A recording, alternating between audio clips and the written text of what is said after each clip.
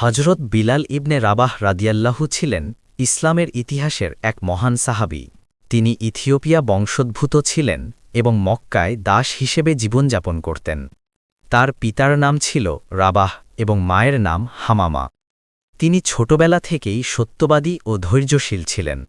যদিও তিনি দাস ছিলেন, তবুও তার চরিত্র ছিল অত্যন্ত উন্নত। ইসলাম গ্রহণ।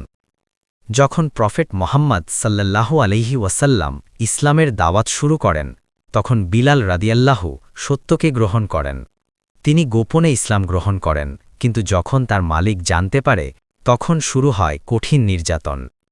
নির্যাতনের ইতিহাস। মক্কার কাফিররা তাকে উত্তপ্ত বালুর উপর শুইয়ে রাখত এবং বুকের উপর ভারী পাথর চাপা দিত।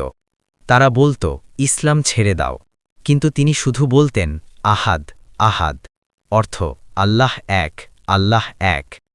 এই ধৈর্য ইসলামের ইতিহাসে এক মহান উদাহরণ হয়ে আছে। মুক্তিলাভ।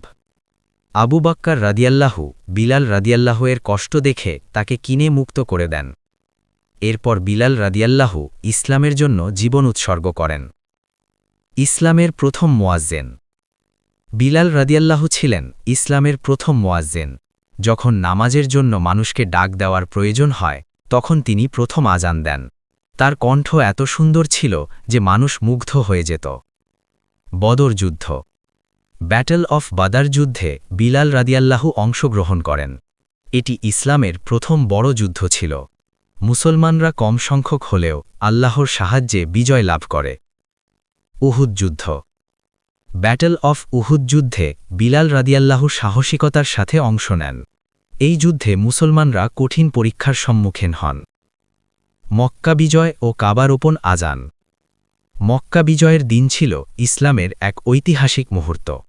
রসুল সাল্লাল্লাহু আলাইহি ওয়াসাল্লাম বিলাল রাদিয়াল্লাহুকে কাবা শরীফের ওপর উঠে আজান দিতে বলেন। একজন সাবেক দাসের কণ্ঠে আজান, এটি ইসলাম যে সমতা শিক্ষা দেয় তার বড় প্রমাণ। রাসূলের ইন্তেকালের পর। রাসূল সাল্লাল্লাহু আলাইহি ওয়াসাল্লামের মৃত্যুর পর বিলাল রাদিয়াল্লাহু অত্যন্ত কষ্ট পান। তিনি আর মদিনায় থাকতে পারছিলেন না। তিনি সিরিয়ায় চলে যান। জীবনের শেষ সময়। তিনি আবার একবার মদিনায় এসে আজান দেন। মানুষ কেঁদে ফেলেছিল, কারণ তারা রাসূল সাল্লাল্লাহু আলাইহি ওয়াসাল্লামের সময়ের কথা মনে করেছিল। অবশেষে তিনি সিরিয়ায় ইন্তেকাল করেন। যখন ইসলাম নতুন ছিল, তখন মুসলমানদের সংখ্যা ছিল খুব কম। তারা গোপনে ইবাদত করতেন। বিলাল ইবনে রাবাহ রাদিয়াল্লাহু আনহু প্রায়ই রাতে অন্য সাহাবীদের সাথে মিলিত হতেন। তারা একসাথে কোরআন শুনতেন